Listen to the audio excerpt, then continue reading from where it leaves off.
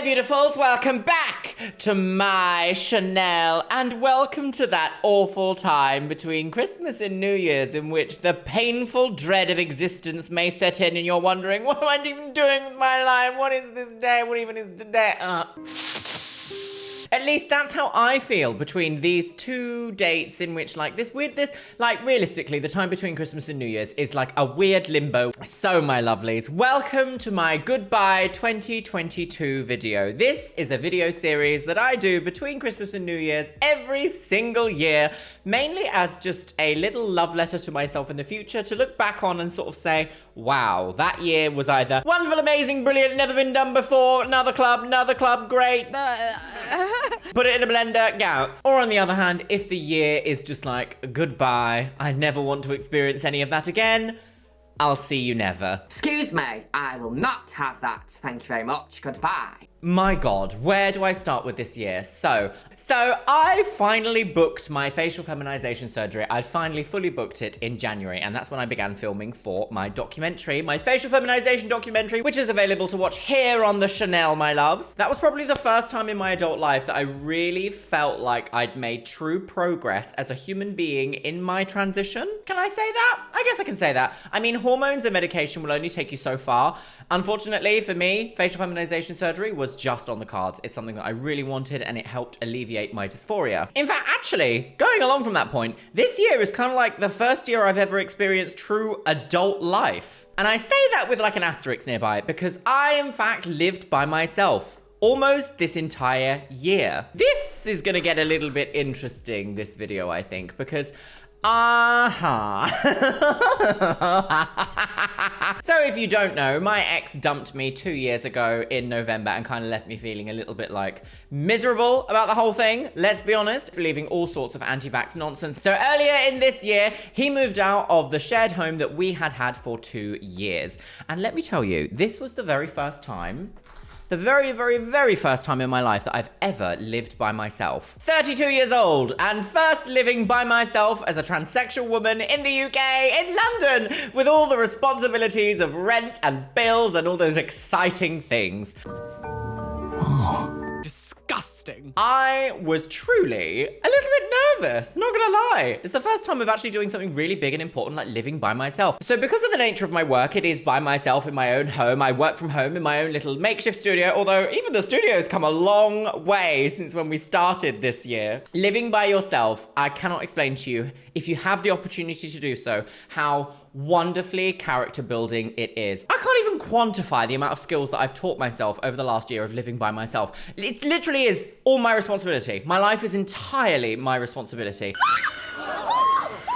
So next I'm going to talk about the biggest transformation this year, which of course has been my surgical journey. This year I was able to have 2 pretty major surgeries in my transition. I had facial feminization surgery in Marbella with facial team in May of this year. That was kind of quite frightening, not gonna lie. It was quite frightening. I booked it, I fully booked it. I'd started filming for my documentary, and as those days inched nearer and nearer, I was like, oh my God, I'm gonna finally have this huge change in my life that's also like still me, but also not me, but also still me. I don't really know how to explain it unless you've had an experience that's similar to it. It's a very life-affirming but terrifying journey to go down because it's kind of the start of the route of there is no return from this. Even though technically, I guess, going on hormones is kind of like a route of no return. If you've been on them as long as I have, anyway. Alongside booking and finally going on my surgery, I moved house entirely by myself with the idea of living completely on my own. My home now, in which in a couple of months, I will have been here a year. And it is wild to think that the memories I have built and I'm currently building in this place are kind of on a foundation of I worked hard for this. I worked so hard to be able to put myself in a position where I can actually do this and have my own space. And the people in my space are people that I have personally invited into it. And I want them there. And that is so much of like, I don't know, even that sentence by itself is kind of like, a little bit. So with the timeline of this year, there's no real rhyme or reason to it. I just kind of want to talk about the most exciting, important things first, I guess, and then maybe like retcon in where other things are, because there's another reason for that later on. I met someone this year. I met someone and I fell in love. Isn't that cheesy? Oh my goodness me. So this year in terms of dating was meant to be just like a personal development year for me. I was gonna say, right, that's it, no more boys for the next year. I just need to focus on myself. I need to focus on my own personal transformation journey. There's a lot of stuff happening. I'm gonna be healing from all sorts of things that are going on this year. Let me tell you, love has a funny way of being like, do you know what? No, you're not doing any of that. Actually, you're going to meet someone who's going to become incredibly important in your life. That is a very, I don't know, unexpected occurrence, shall we say. Oh, unexpected item in bag. Unexpected item in backing. So I met this guy called Louis, who is now my boyfriend. We've been together for 7 months. Can you believe it? We started talking online in April, and we decided to go on our first date just under a week of talking to each other. And we ended up going for lunch and having a nice walk around a park and just getting to know each other. And it was honestly just great. Oh, it was just so good. I've never met anyone like him before, and I was just so I was like besotted with him as soon as I met him, utterly besotted. And I'm so glad the feeling was mutual as well, because how embarrassing is that? Lady Gaga. Die. In terms of actually like developing a brand new part of my personality that I didn't think that I even had, our second date was to his boxing match. And when he first asked me, I was like, I've never been in such a masculine environment before. I don't know how I'm gonna do that. Oh, I don't know what's gonna happen. Am I gonna enjoy it? That's just terrifying. Anyone here who's been to a boxing match, it's very masculine, it's very shouty, it's very alcohol, it's very, I don't know, just a very specific type of energy. That's not very me, shall we say. I have now actually been to several boxing matches after that, and I will actually quite happily say that, you know, maybe the scene is a little bit me. Women's boxing is actually very exciting, and I'm just like, yes, fucking kill her. I'd never been to a boxing match before, and he invited me, and this was our second date. This was the day after our first date, and I was just kind of like, oh my God, am I gonna do this? Is this gonna happen? Am I terrified? And spoiler alert, I was absolutely petrified. I got there, I ended up meeting almost all of his family because they were all there as supporters for him and this big fight that he was having.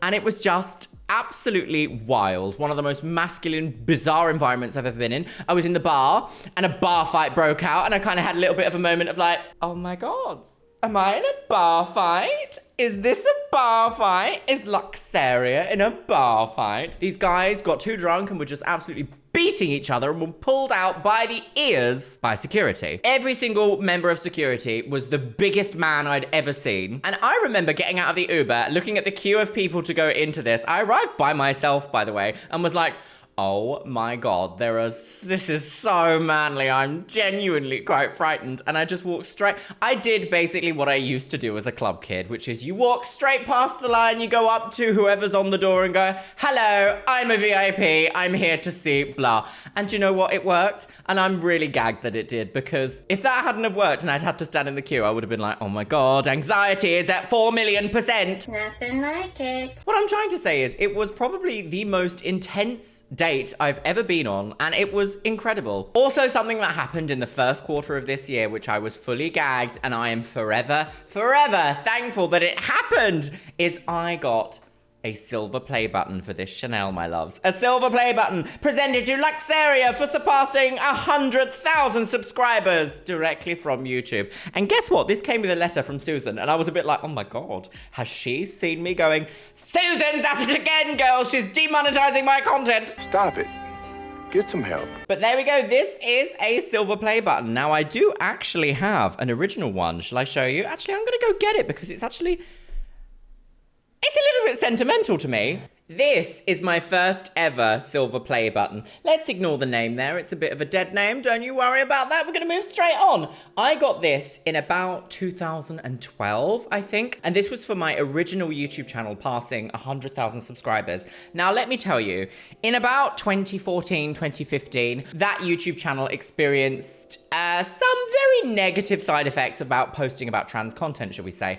Luckily, that doesn't seem to be the case now. People can post about trans content and not be hidden by YouTube. And I think after multiple levels of policy change, that is actually a very important shift to have happened. Not very many people get the opportunity to have a second chance at success. And I'm very lucky. And also my hard work paid off to be able to get a second 100k silver play button from YouTube. When I first got this, I had a bit of an emotional moment because I honestly didn't think that I was going to make YouTube my big thing. And throughout the lockdown issue, shall we say, we had in 2020, I really didn't think that my YouTube career was ever going to be the same as what it was once. Now, not only is it the same, I've actually surpassed it. My Chanel here gets more views than I ever have done on my previous channel. And that is so shocking to me because that previous channel was started in 2006.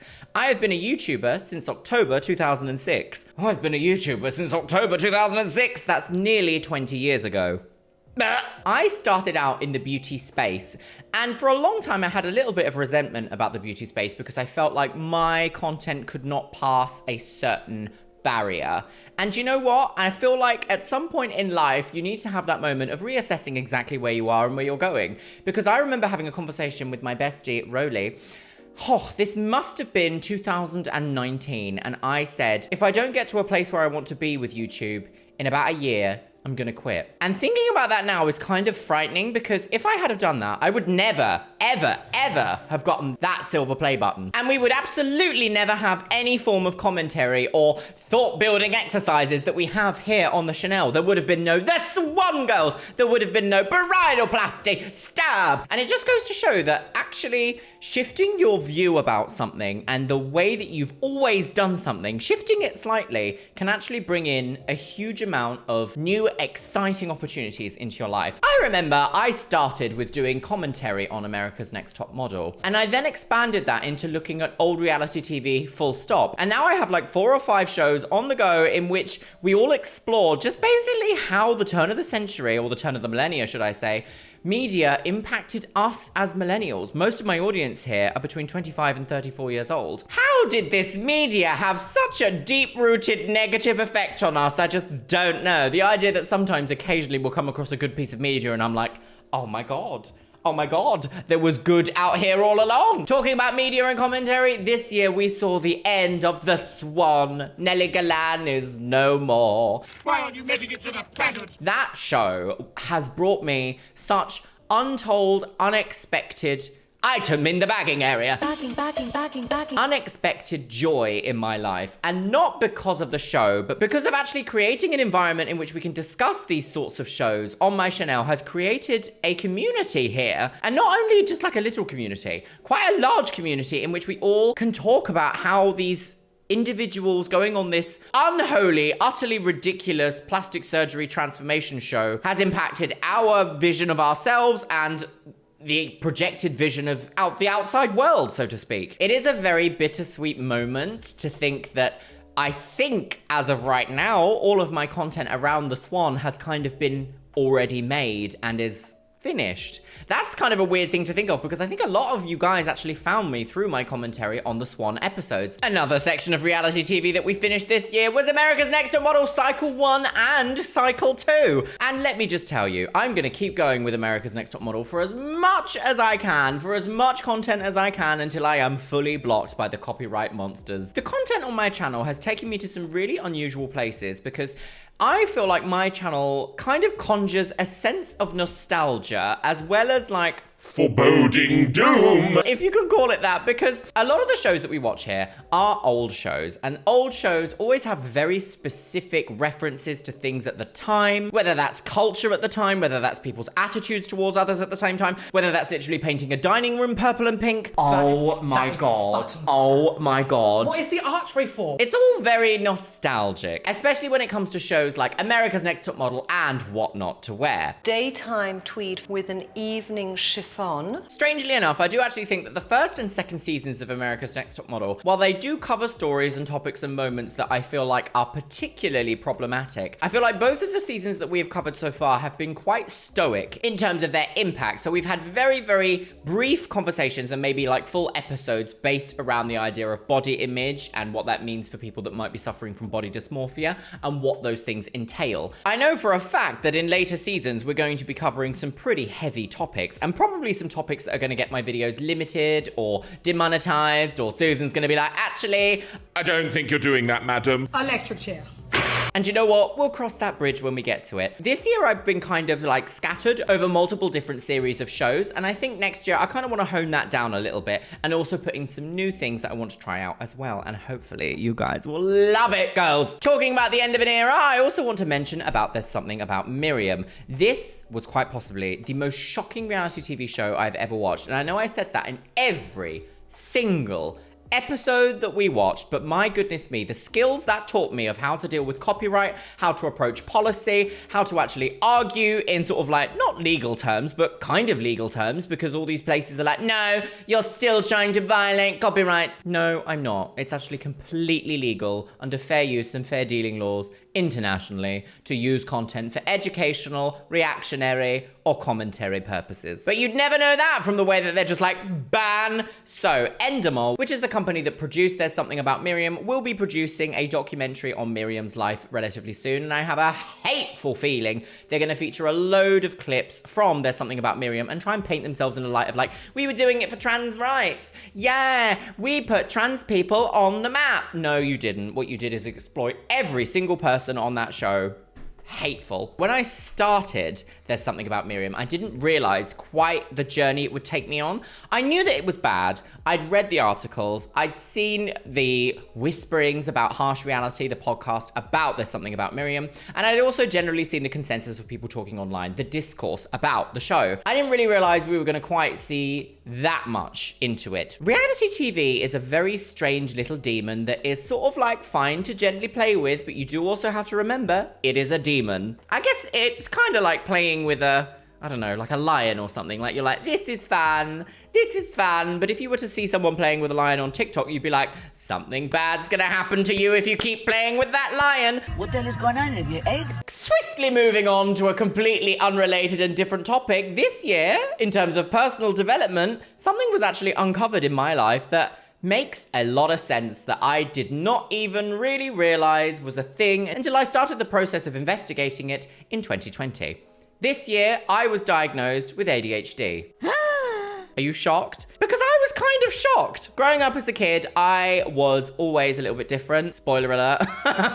And I don't just mean like, oh, it's because I was transsexual all along. I mean like, yes, that was a struggle. But that was a completely different kettle of babies when compared to ADHD. I've always had a problem with numbers in my life. I'm pretty good at maths in terms of physics and really complicated maths like chemical formulations, equations, physics, science maths. It's one of those things that to work it out, you don't need to do, you just don't do mental arithmetic for science equations. You approach it in a logical method that follows instructions to come to a good, clear answer. Mental arithmetic is something that I've just never been able to do. You can ask me quick questions about maths and I'm like, no, the answer's apple.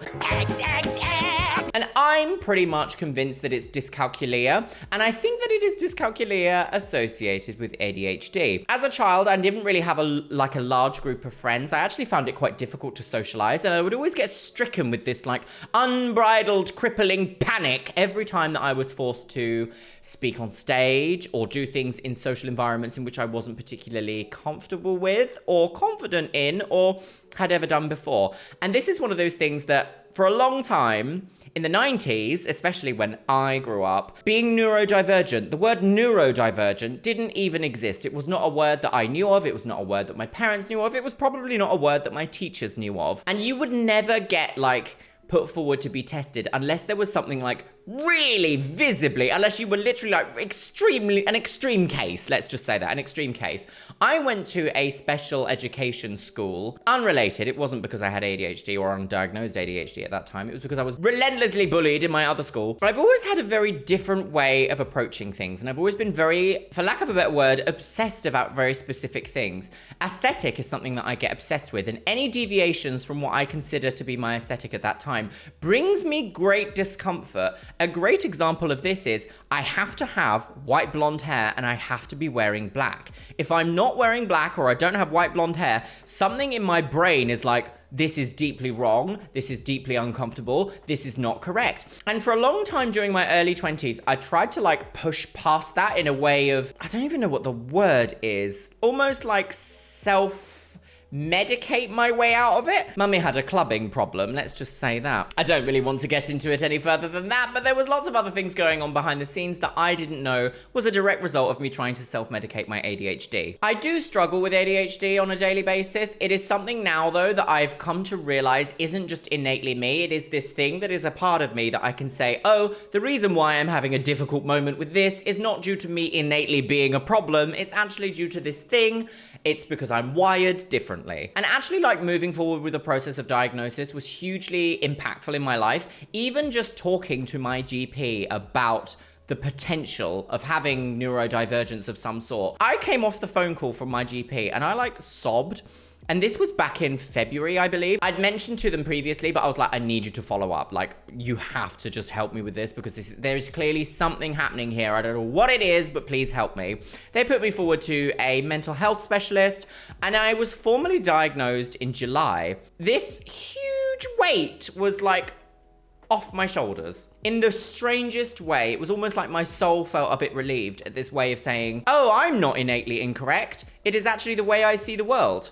And because I see the world this way, it's never going to change. And because it's never going to change, that gives me the tools to help manage it. And actually stop beating myself up about why can't I do certain things or why am I not, well, why am I like this, basically. Having that diagnosis, even for these short, what is it, like 5 months now, has actually enabled me to look at things in a new light in my life and be like, oh, thank God for that. Like me not being able to feel 100% almighty confidence business bitch in every single social situation is not actually a problem because I'm wired differently, in which that will never be the case. Which is such a relief to say. I can't believe I can say that. That's so good. Moving swiftly on from my ADHD diagnosis, this year, in another weird moment of like self-progression, I have started my tattoo journey. Or shall I say, restarted my tattoo journey. I don't know if you can say, is Mummy gonna have to get her arm out? Oh no, you're gonna see my new titties.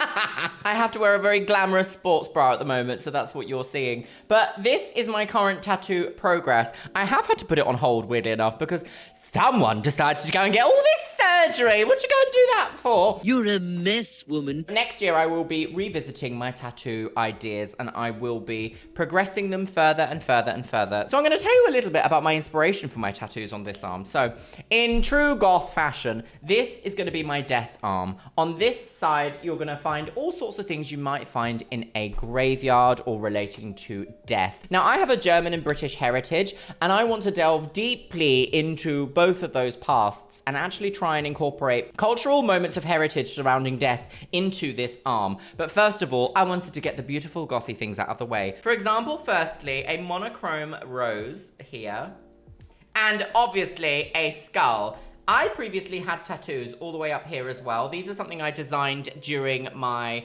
graphics design exam in college, but I wanted them covered. So I had it incorporated with like overgrown leaves that you might find in a graveyard that's perhaps not been as loved as it should do. My plans at the moment have kind of shifted a little bit. I'm going to be talking to my tattoo artist and having extra things incorporated onto this arm. I would like it to go down onto my hand. I don't quite know how I'm going to do it yet. I may extend these kind of like shatters, little shattery tendrils down onto the back of my hand. And I also wanted to go up and more across my shoulder too.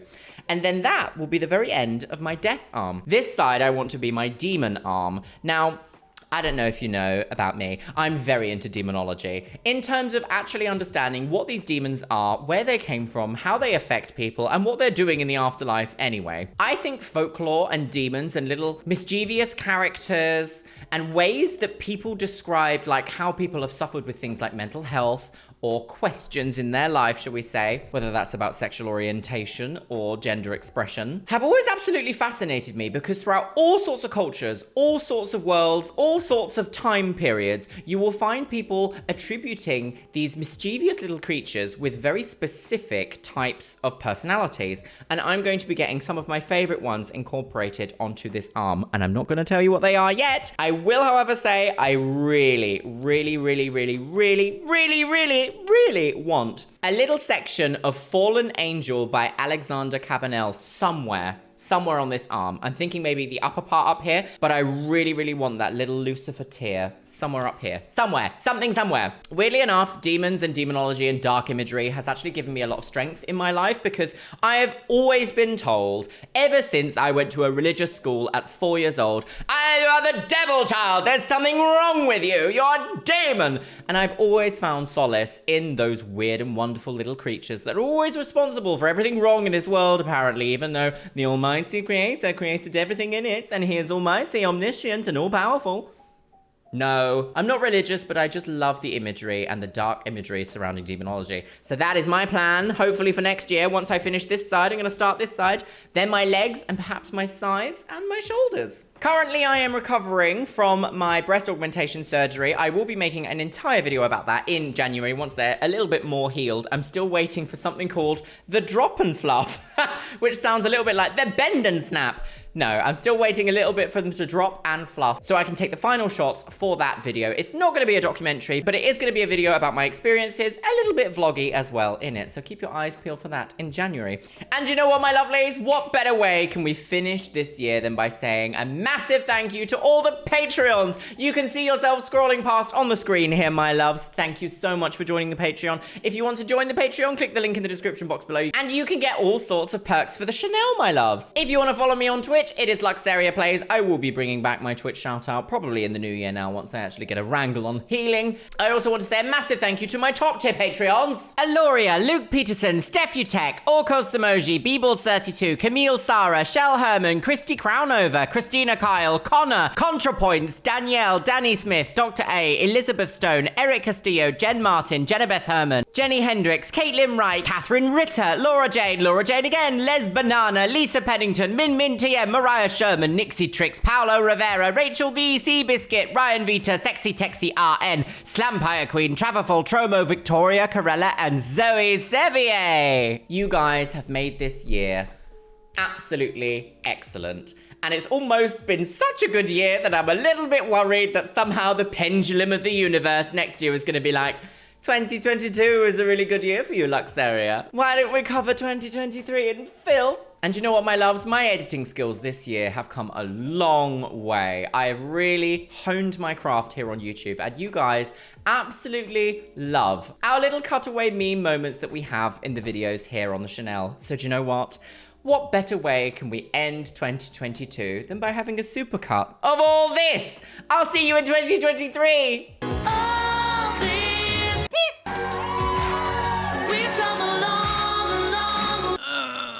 A dead body. Big titty lady videos on the internet. Diamonds! Death! Daytime tweed with an evening chiffon.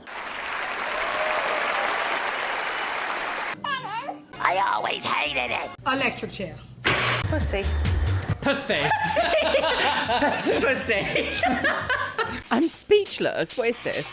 Oh, put your nussy away, girls. Wow. Crazy. You guys are in a crisis. Oh, touch me in the bed. So I am confusion. America, explain!